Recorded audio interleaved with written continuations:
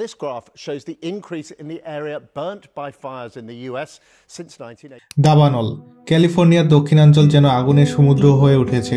2025 সালের জানুয়ারি মাসে শুরু হওয়া এই ভয়াবহ দাবানলে পুড়ে গেছে হাজার হাজার বাড়ি, প্রাণ হারিয়েছেন অসংখ্য মানুষ। কিভাবে ঘটল এই বিপর্যয়, আর আমাদের কি করা উচিত এই ধরনের দুর্যোগ প্রতিরোধে? মাত্র কয়েকদিন আগেও এটি ছিল একটি শান্তিপূর্ণ শহর, কিন্তু হঠাৎ শুরু হয় এক বিভীষিকাময় অধ্যায়। বাতাসে আগুনের গন্ধ, চারপাশে ধোঁয়ার কুণ্ডলী, আর সেই সাথে বাঁচার আকুতি। দাবানলের সবচেয়ে বড় ক্ষতিগ্রস্ত এলাকা প্যাসিফিক প্যালিসেডস ও ইটন, সেখানে হাজার হাজার বাড়িঘর পুড়ে ছাই হয়ে গেছে। স্থানীয় সিনেটর বলেন, এই ধরনের দাবানল আগে কখনো দেখেনি এই অঞ্চল। এই দাবানল ক্যালিফোর্নিয়ার ইতিহাসে সবচেয়ে বড় 10 দাবানলের মধ্যে অন্যতম।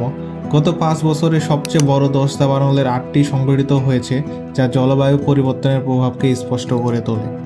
জনি নামের একজন স্থানীয় বাসিন্দার গল্প বলি। তিনি একদিন সকালে লক্ষ্য করলেন বাড়ির পাশের পাহাড় থেকে ধোঁয়া উঠছে।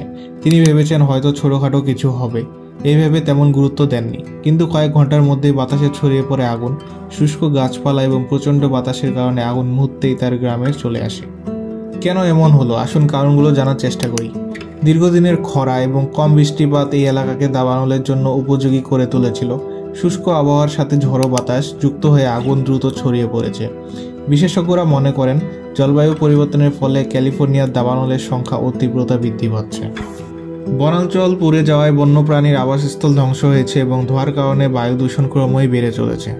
জনি ও তার পরিবার বেঁচে গেলেও তার প্রতিবেশী বাঁচতে পারেননি। তিনি সময় মতো এলাকা ছাড়তে পারেননি। এই দাবানলে এখন পর্যন্ত 24 জনের মৃত্যু হয়েছে, যার মধ্যে অনেকেই শিশু এবং বয়স্ক। অনেকেই এখনও নিখোঁজ রয়েছেন। এই দাবানলে অবকাঠামোগত ব্যাপক ক্ষতি হয়েছে। 12,000-এর বেশি বাড়ি পুড়ে ছাই হয়ে গেছে। ক্ষয়ক্ষতির পরিমাণ আনুমানিক 150 বিলিয়ন মার্কিন ডলারেরও বেশি। পুরো অঞ্চলটি যেন এক মৃত্যুভূমিতে পরিণত হয়েছে। এই ভয়াবহ দাবানলের মধ্যেই আবার চলছে লুটতরাজ। পরিস্থিতি নিয়ন্ত্রণে প্যালিসেডস ও ইটন অঞ্চল জারি করা হয়েছে কারফিউ। এই বিপর্যয়ের সময় সামাজিক মিডিয়া একটি গুরুত্বপূর্ণ ভূমিকা পালন করছে। #ক্যালিফোর্নিয়া ওয়াইল্ড ফায়ার হ্যাশট্যাগটি এখন ট্রেন্ডিং।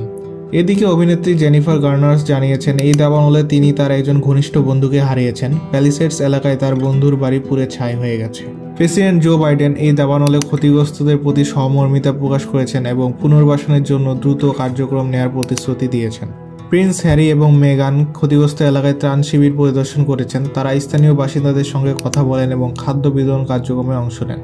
এলন মাস্ক টুইট করেছেন, এই দুর্যোগ মোকাবেলায় টেসলার পক্ষ থেকে যে কোনো ধরনের সহায়তা দিতে তিনি প্রস্তুত।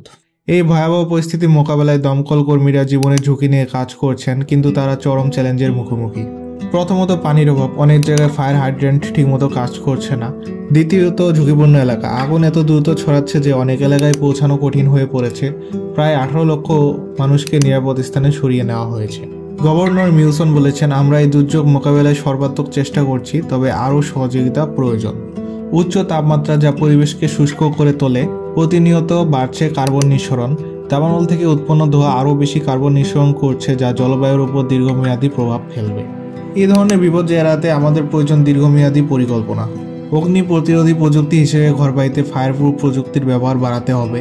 জলবায়ু পরিবর্তন রোধে নবায়নযোগ্য শক্তির ব্যবহার আমাদের বাড়াতে হবে। ক্যালিফোর্নিয়ার এই দাবানল আমাদের চোখে আঙ্গুল দিয়ে দেখিয়ে দিচ্ছে যে পরিবেশ রক্ষায় আমাদের এখনই উদ্যোগী হতে হবে। আসুন আমরা সবাই মিলে কাজ করি এবং আমাদের পৃথিবীকে ভবিষ্যৎ প্রজন্মের জন্য বসবাসযোগ্য করে তুলি।